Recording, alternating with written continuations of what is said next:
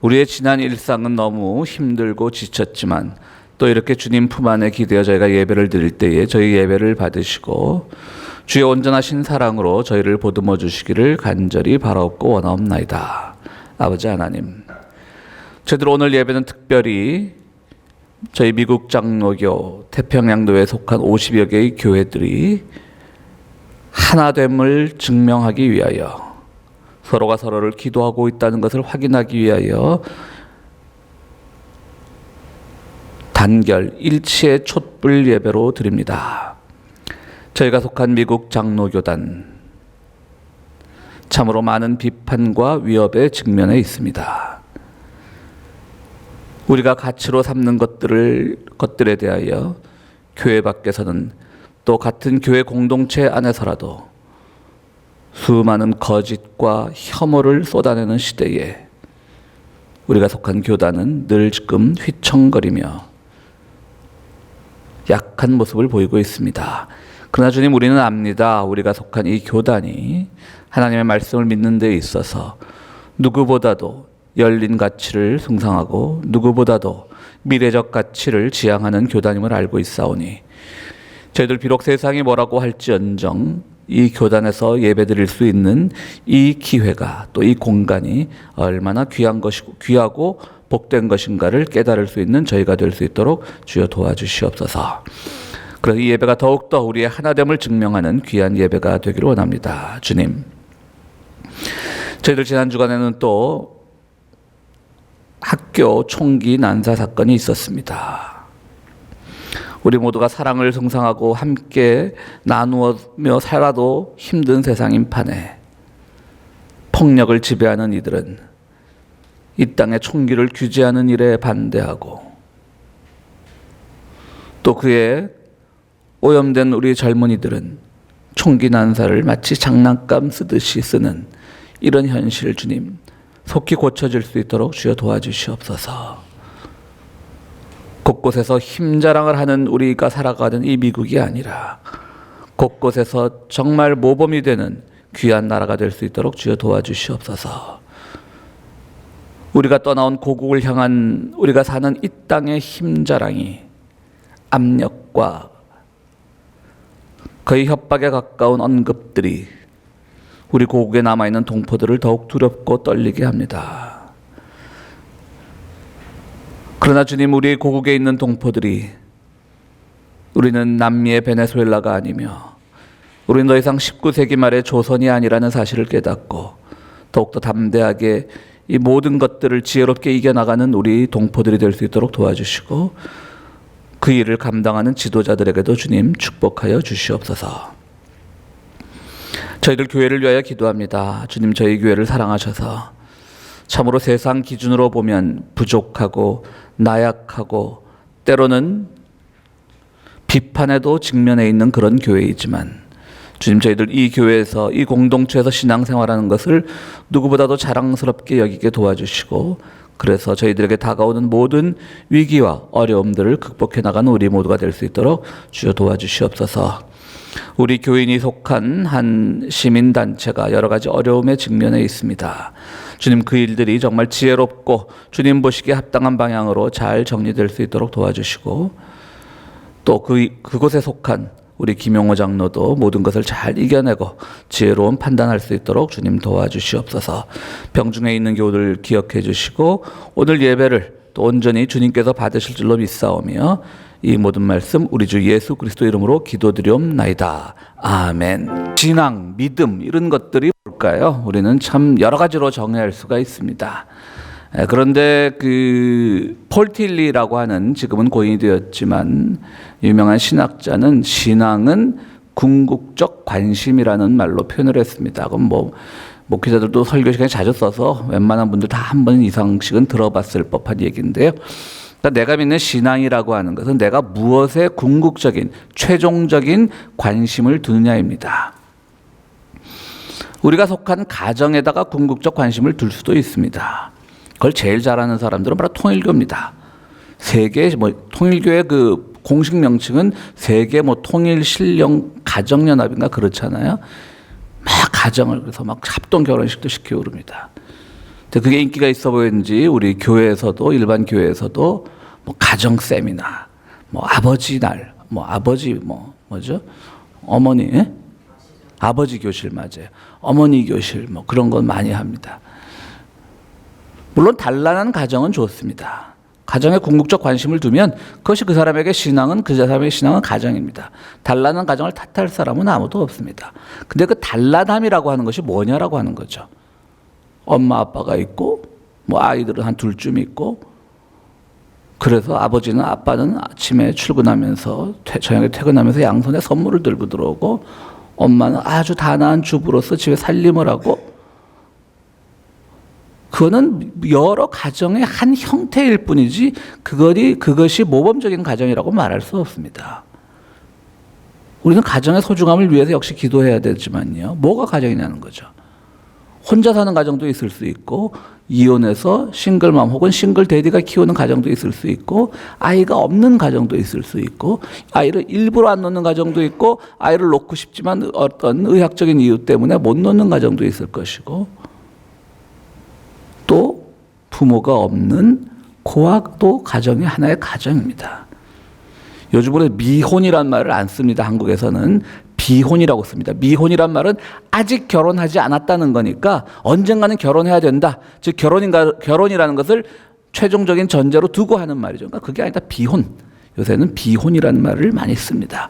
그런 거 하면서 우리가 세상에 바뀌어갈 때 이것에 잘 맞춰가야 되는데 가정, 흔한 딱 그 단란한 가정 우리가 흔히 말하는 거기에만 초점을 맞추게 되면 그 종교는 뭐 그것을 종교, 신앙으로 삼는 사람도 있을 수는 있지만 그 신앙은 누가 봐도 궁극적인 신앙 관심은 아닌 거죠. 다른 형태의 가정은 그러면 요즘 한국에서 만드는 팟캐스트를 듣다 보니까 한국 서울시에서 무슨 캠페인을 하는데 18살이 되면 아이들을 고아원에서 자란 아이들을 내보내야 된다고 합니다. 이제 성인이니까. 그래서 그 아이들이 정착할 수 있게끔 그 이제 지원금을 모금하고 그 돕는 그런 캠페인을 서울시 차원에서 하고 있는 광고를 한국 팟캐스트에서 들은 적이 있는데요. 그 중에 뭐 고아로 자란 아이들, 이제 청년이 된 아이들의 그 소위 말하는 간증이 나옵니다. 제일 제가 가슴 아팠던 건 뭐 어릴 때 뭐 아이들이 고아원 다닌다고 놀렸어요, 뭐 어쩌어요 이런 거 뭐 아이들 땐 잘 모르니까 다 놀릴 수 있죠. 뭐 조금만 이상해도 놀리던 시절이 초등학교 시절이니까. 근데 그거보다 더 가슴 아팠던 건 어떤 청년의 증언에서 영화를 보면 흉악범죄자는 다 고아원 출신이라고 나온다고. 그래서 가만히 생각하면 진짜 그래요. 막 영화에서 어떤 범죄가 일어나고 막 경찰들이 프로파일링을 해서 범인을 막 특정해서 보면 다 이런 말 나오죠. 야, 뭐 몇 살 때 고아원에 들어가서 혼자 없다 떠돌다가 어떻게든 뭐 범죄 조직에 개입을 하고 뭐 이런 굉장히 우리에게 잘못된 선입견이에요. 그게 다 어디서 나온 거예요? 가정만이 최고라고 하는 단란한 가정만이 최고라고 하는 그런 잘못된 궁극적 관심에서 나온 거죠. 저는 그런 소위 말하는 우리가 말하는 단란한 가정을 비판하는 게 아닙니다. 그거는 가정의 한 형태예요. 그런 식으로 따지면 저도 단란한 가정이죠. 그렇지만 그건 한 형태인 거지 내가 사는 가정의 모습을 남에게 강요할 수 없다는 거죠. 오늘 신앙을 얘기해도 궁극적 관심이라는 걸 얘기하면서 가정에 대한 얘기가 길어졌는데요. 돈도 마찬가지죠. 돈을 궁극적 관심으로 두면 그렇게 살라는 거예요. 누가 말리겠어요? 그 돈을 궁극적 관심으로 두는 사람들이 많죠. 그래서 한국 교인들의 대부분이 돈을 궁극적 관심으로 두면서 신앙생활을 해요. 그냥 오로지 돈. 근데 자기들 생각하면 이상하거든요. 미안하거든요. 그러니까 그 사람들이 그 미안함, 죄책감을 해소하는 방법이 뭐예요? 막 성경 공부에 몰두하고 성경에 가르치는 가치와는 자기가 궁극적 관심으로 가는 가치는 달라요. 근데 그걸 막 어떻게든지 결합을 시키기 위해서 성경 공부에 몰두하고 새벽 기도에 몰두하고 그래서 뭐 하나 탁 던지면 그냥 술술 나와요. 뭐 기독교 어떤 개념을 탁 던지면 탁 나와요. 그것이 과연 그들에게 돈이 궁극적 관심인가? 그들에게 있어서 성경 공부 이런 것들은 그 자기들의 그릇된 궁극적 관심을 감추기 위한 수단이 아닌가? 저는 이렇게 생각을 해봅니다. 우리 성경에는 이 신앙과 믿음이 혼재돼서 쓰이고 있는데 영어에서는 faith와 belief가 나뉩니다. 그런데 우리말로 요즘 학계에서 번역하기로는 faith를 신앙이라고 하고요. believe의 명사인 belief를 믿음이라고 번역합니다. 저는 그것을 이때까지는 저에게는 faith가 믿음이란 개념이 더 가까운데 사람들은 그렇게 학계에서는 그렇게 쓰고 있습니다. faith가 신앙이고요. 그냥 TH 발음 그냥 제 마음대로 하겠습니다. 어렵네요. 그냥 faith 얼굴로 들으십시오. faith가 신앙이고요. 이제 belief가 믿음으로 번역이 되는데 그거는 성경에서도 헷갈립니다. 성경에서는 그 faith 믿음이라는 말이 신앙이란 말이 번역되면 신앙으로 되는 말이 모든 성경엔 다 믿음으로 쓰이고 있습니다. 그래서 오늘 설교하면서도 믿음과 신앙을 잘 나누지 않겠습니다. 저에게서는 믿음이라는 개념이 말씀드렸듯이 faith를 믿음으로 번역하는 게 익숙하고 믿음이라는 것은 신앙이라는 것보다 한 단계 위에 있는 거라고 생각하고 싶습니다. 신앙은 제가 속한 특정 종교의 어떤 교리를 믿고 하나님 그 종교에 속한 신을 믿고 하는 행위가 신앙이라면 faith는 보다 폭넓은 자기가 믿는 대상 포함해서 나의 실천적인 모습까지도 보는 전반적인 종교 활동에서 나오는 신뢰 구조를 저는 믿음이라고 그렇게 제 나름대로는 정리하고 있는데요. 어쨌든 오늘 설교에서는 믿음과 신앙이라는 말은 거의 같은 말로 그렇게 혼용해서 쓰도록 하겠습니다. 오늘 본문이 들어있는 히브리서 11장은 믿음장이라고 부릅니다. 고린도전서 13장을 사랑장으로 부르듯이요. 그래서 이 히브리서 11장에는 믿음이란 말이 헬라어로는 피스티스라는 말인데요. 무려 20번 이상 나옵니다. 그러면서 오늘 11장 3절 1절 3절까지 읽었는데 3절 이후엔 쫙 구약의 역사가 나와요. 뭐 아브라함이 어쩌고 아담부터 나오죠. 아담이 어쩌고 에녹이 어쩌고 아브라함 어쩌고 쫙 나오죠. 다니엘까지 내려가요. 이들은 다 믿음으로 이렇게 된 사람이다. 믿음에 대해서 얘기를 하는 거예요. 한마디로 딱 정리를 해버렸죠. 그들이 무슨 일을 했든지 중요하잖아요. 믿음으로 그들은 존경을 받은 사람이다. 그래서 32절까지는 믿음으로라고 하는 것이고 또 33절부터는 신약의 인물들 이제 신약이 앞으로 신약의 세계관이 어떻게 퍼져나가야 될까를 가르치는 그런 본문이라고 할 수가 있습니다. 구약의 믿음은 하나님, 야훼 하나님을 믿는 좀 좁은 의미의 믿음이었죠.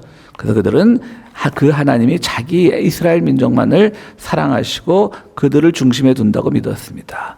그래서 세상은 점점 로마 제국이 시작을 하고 세상이 점점 다변화가 됩니다. 보니까 자기들 이외에 수많은 더 발전한 문명이 있다는 것을 알게 됩니다. 사람들은 생각합니다. 그때 마침 예수가 태어났습니다. 예수가 나왔습니다.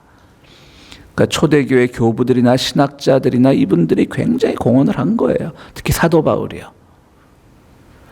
구약 시대 이스라엘 사람들이 믿고 있던 그 하나님으로는 안 되는구나. 이제는 전 세계적인 가치, 보편적인 가치를 가진 하나님이 필요하다. 그래서 바로 1세기 팔레스타인에서 활동하던 그 예수님을 하나님의 경지까지 끌어올린 겁니다. 그게 삼위일체 신앙입니다. 우리는 그걸 믿는 겁니다. 새롭게 해석된 하나님을 믿는 겁니다. 그래서 그 예수님과 하나님이 같이 사역하는 것.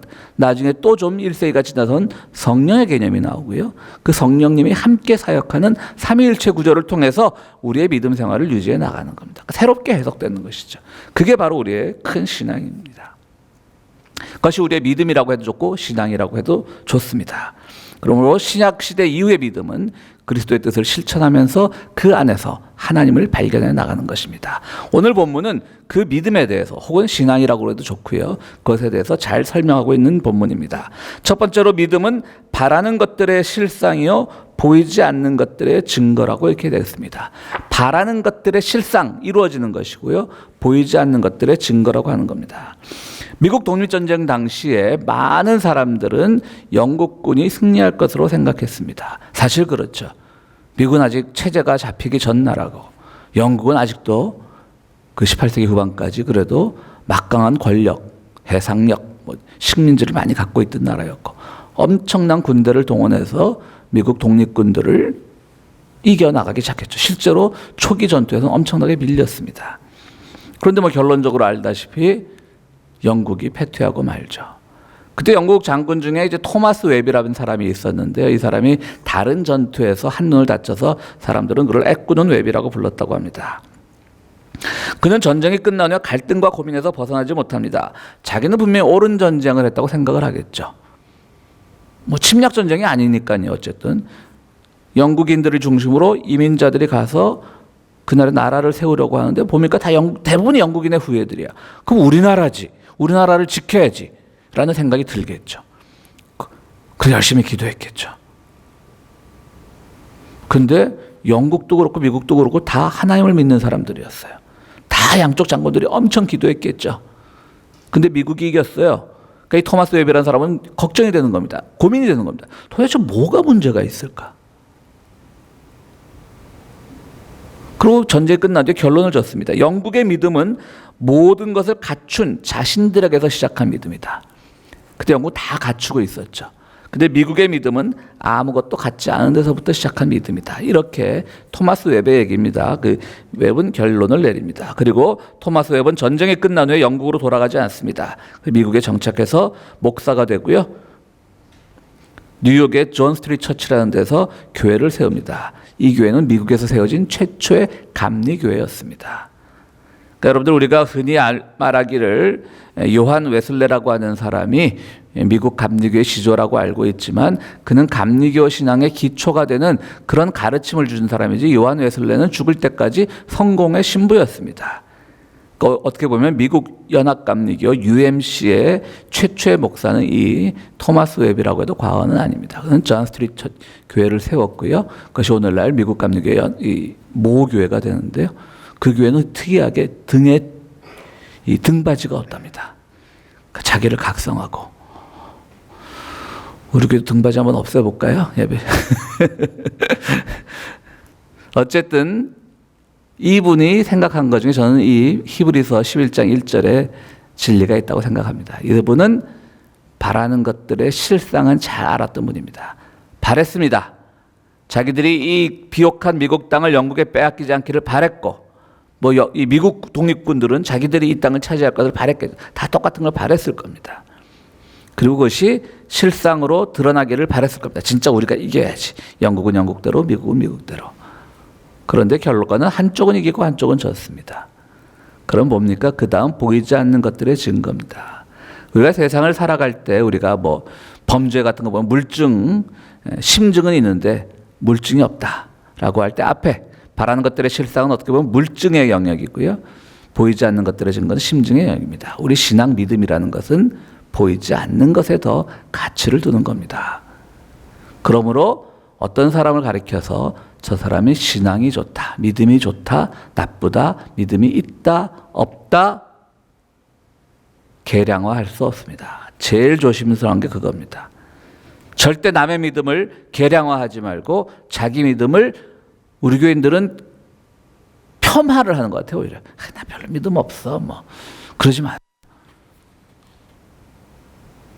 자랑할 것도 없지만 폄하의 대상도 아니고 계량하지 못하면 자기의 믿음은 자기가 삶 속에서 보이지 않는 것들 속에서 얼마나 하나님을 느끼며 살아가느냐에 따라서 그 믿음의 풍성함이 결정되는 것이지 바라는 것들이 실상으로 드러난 것에만 관심을 가진다면 그것은 믿음이 아닙니다. 믿음은 계량화될 수 없습니다.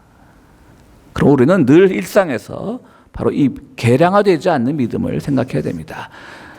선불교에서 제일 중요한 게 뭡니까? 마음에서 마음으로 전달되는 겁니다. 이심전심. 계량화될 수 없기 때문입니다. 그래서 히브리인들은 이 믿음을 심장이라고도 불렀습니다. 계량화될 수 없기 때문입니다. 그냥 느끼는 겁니다. 믿음은 느끼는 겁니다. 내 속에서 하나님이 함께 하시고 있다는 걸 느끼는 겁니다. 내가 고난 중에 있을 때도 하나님이 날 돌보시고 있다는 걸 느끼는 거고 내가 좋은 일이 일어날 때도 그것이 모든 것이 하나님이 함께 하시는 걸 느끼는 것이고 왜 나에게 이런 좋은 일이 일어나는 것에 대해서 또 하나님의 숨겨진 보이지 않는 것들의 증거 속에서 무엇 때문에 이런 복을 내리시는가, 무엇 때문에 이런 고난을 주시는가에 대한 그런 증거의 작업이 이루어져야 되는 겁니다. 선불교는 이심전심이라고 그랬잖아요. 또 선불교의 주요한 교리 중에 하나가 분립문자입니다. 분립문자. 진리는 문자 위에 서 있지 않다는 겁니다. 그러니까 그들은 정말 교리 이런 것들보다는 마음과 마음, 느낌으로 믿음을 표현하려고 했던 것입니다. 오늘 두 번째로 믿음은 뭐냐면 선조들은 이 믿음으로 살았기 때문에 훌륭한 사람으로 증언되었습니다 라고 말합니다. 2절에서요 11장에 선조들은 이 믿음으로 살았다. 이것이 바로 우리 기독교와 불교의 다른 점입니다. 우리는 분리 문자는 아닙니다. 우리는 성서에 있어서 성서의 말씀의 중요성을 압니다. 그런데 오직 말씀으로만, 오직 교리로만, 오직 전통으로만 하면 그게 근본주의자가 되고 전통주의자가 되는 겁니다. 오늘 히브리서 2장은 우리는 이 전통 속에서 믿음으로 살았다고 했습니다. 그래서 그것이 전통도 중요하지만 그 안에 더욱더 중요한 것은 믿음이라고 하는 것입니다. 우리는 교계에서 오랫동안 내려오던 믿음의 전통들, 많은 신앙 고백들, 그런 것들을 무시해서는 안 되지만 동시에 그런 것들에 너무 천착해서도 안 됩니다.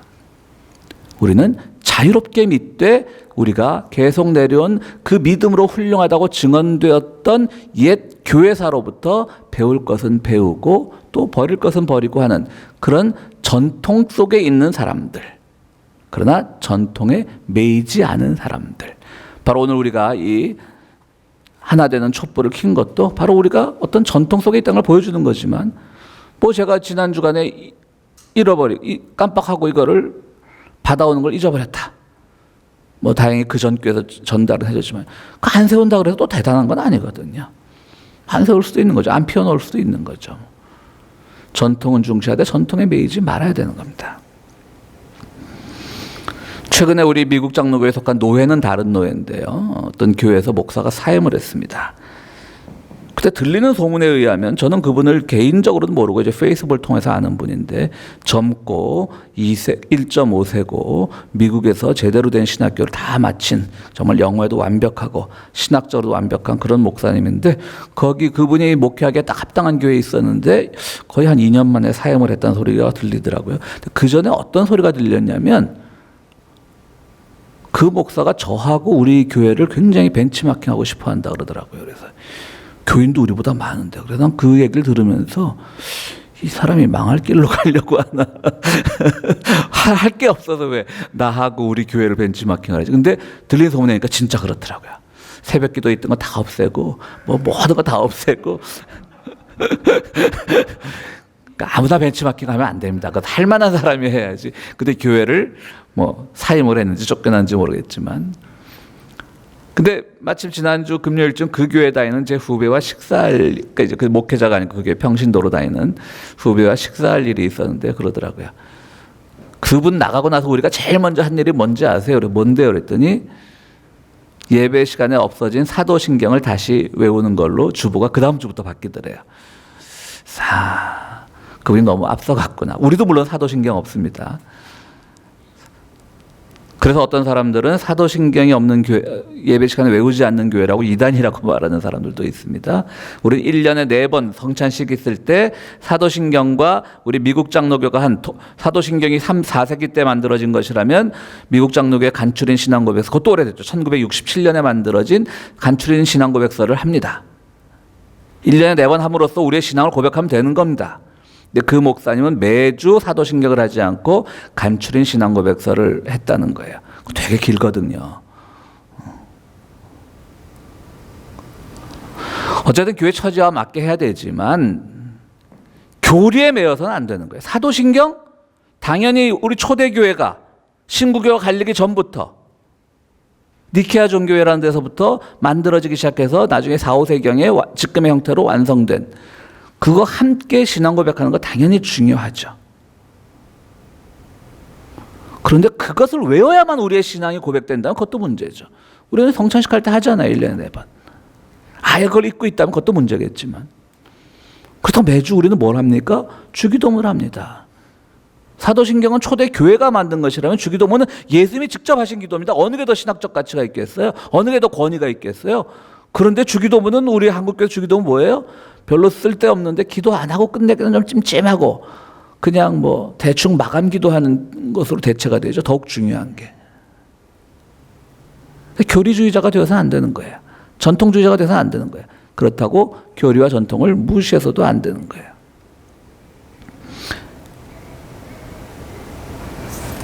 주기도문을 외우던 시대, 사도신경이 없던 시대는 교회가 주변으로부터 존경받던 시대였어요. 그러나 사도신경이 중심이 되는 세계는 교회가 너무 많은 힘을 가진 시대가 되었어요. 지난주에도 우리 캘리포니아주에서 고교에서 총기 난사 사건이 있었는데, 총기 난사 사건으로 치면 여러분들 컬럼바인에서 있었던 그 컬럼바인 총기 난사 사건을 잘 기억하실 겁니다. 그 컬럼바인 총기 난사 사건이 있은 뒤에 레이첼 스캇이라는 이름을 가진 한 여학생이 그 범인 2명 학생이 죽이면서 너 하나님을 믿느냐라고 했더니 나 믿는다. 너 안 믿는다면 살려줄게. 근데 믿는다. 그래서 총 맞아 죽었다는 얘기가 전설처럼 돌아다녔어요. 근데 사실 모르죠. 범인도 죽고 그 학생도 죽었으니까. 뭐 옆에 있는 학생들이 뭐 경황이 없이 도망가기 바쁘지 그 말, 얘가 진한 고백을 하나하나 듣고 있었겠어요? 그 다음 주가 근데 막 이 미국 교회에서는 그 학생을 막 추모하는 분위기가 일었어요. 막 순교자처럼. 그래서 제가 뭐 그 다음 주인지는 잘 모르겠지만 설교를 했어요. 여러분, 그거 개죽음입니다. 그걸 순교로 미워하지 마십시오. 한낱 정서적으로 불안해서 총기를 난사하는 아이들 앞에서 그 우리의 신앙 고백이 그렇게 가치가 있겠습니까? 그때는 그냥 살고 봐야 되는 겁니다. 여러분, 제 말 틀렸어요? 지금도 이해 못하시는 분들 계실 거예요. 엔도 슈타코의 침묵에도 나옵니다. 많은 사람들이 예수의 초상화를 밟고 지나가면 살려주겠다고, 일본의 그 종교 박해 시대에. 그러니까 포르투갈 신부가 고민합니다. 그때 하늘의 음성이 들리잖아요. 밟고 가라. 그까짓 게 뭔데? 내 초상화가 뭔데? 살고 봐라 일단. 그런 비슷한 설교를 했어요. 근데 그 다음 주 중에 어떤 분이 저를 만나자고 연락이 왔어요.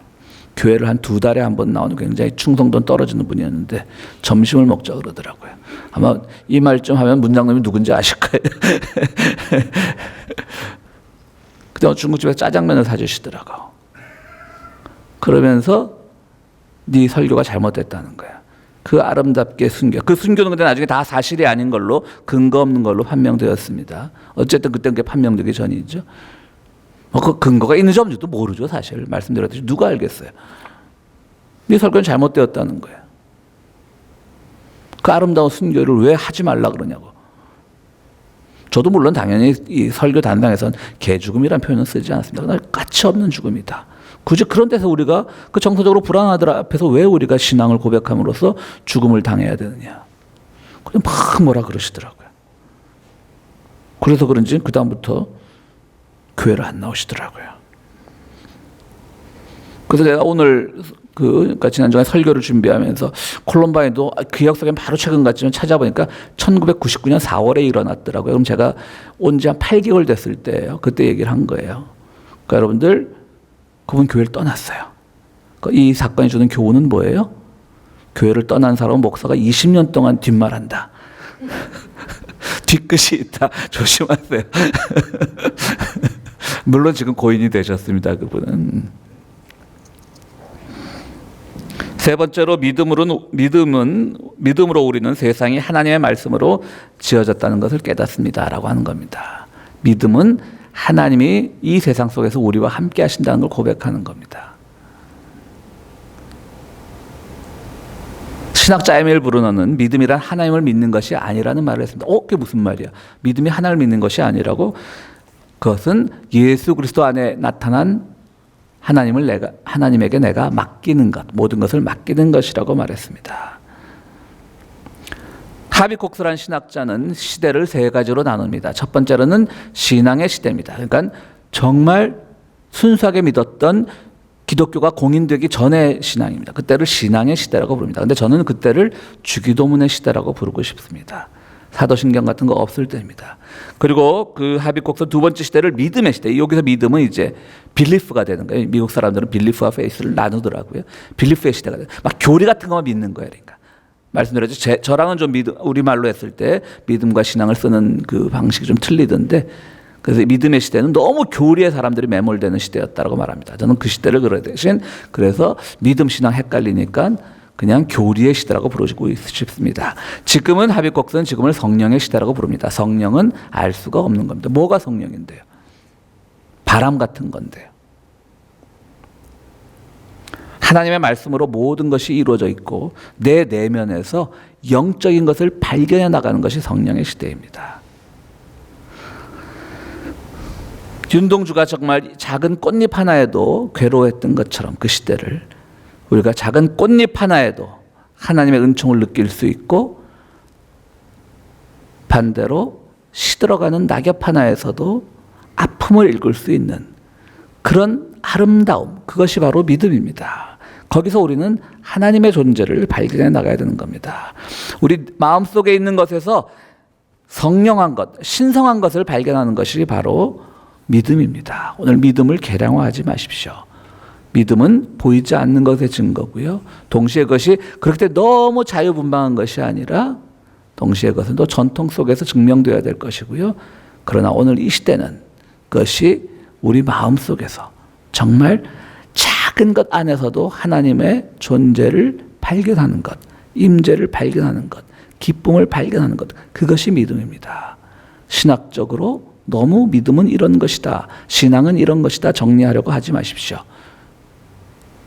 그것을 계량화하지도 마십시오.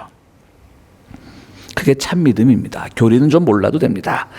많은 신학자들이 이렇게 얘기합니다. 뭐 어떤 사람은 어거스틴 말이라고도 하고 어떤 사람은 또 마틴 루터 말이라고도 하고 또 중세 영성 신학자였던 이냐시오의 말이라고도 하는데요. 대부분 다 비슷한 말을 조금씩은 했어요. 하나님을 사랑하라. 그리고 당신이 하고 싶은 것을 무엇이든지 하라. 하나님을 느끼고 하나님이 내 앞에 있다면 난 하나님에 이끌리게 됩니다. 내가 하고 싶은 것을 해도 그것이 곧 믿음의 행동입니다. 그것이 곧 믿음과 실천이 함께 가는 길이기도 합니다. 사랑하는 성도 여러분, 우리는 가장 고귀한 믿음의 시대를 살아가고 있는 사람들입니다. 교리에는 무시하지 말되 교리에 매몰되지 말고 보이는 것에 기쁨을 얻되 보이지 않는 것에서 더 큰 기쁨을 발견하는 그런 믿음들, 그런 믿음으로 무장한 우리 성도님들이 되시기를 간절히 바랍니다. 우리 함께 기도하시겠습니다. 거룩하시고 자비로우신 하나님, 저희들 참 믿음 생활한다고 신앙 생활한다고 교회를 찾지만 그것이 무엇을 말하는지 잘 모를 때가 많이 있습니다. 그러나 주님, 오늘 저희가 본문을 통해서 발견한 것은 몰라도 좋다는 것 같이 저희는 받아들입니다. 몰라도 좋지만 우리 안에서 늘 하나님을 느끼며 살아가는 것, 작은 것 안에서도 하나님이 임재한다는 걸 고백하는 것, 그리고 떨어지는 잎새 하나에도 괴로워하고 때로는 행복해할 수 있는 것, 그것이 믿음이기를 원합니다.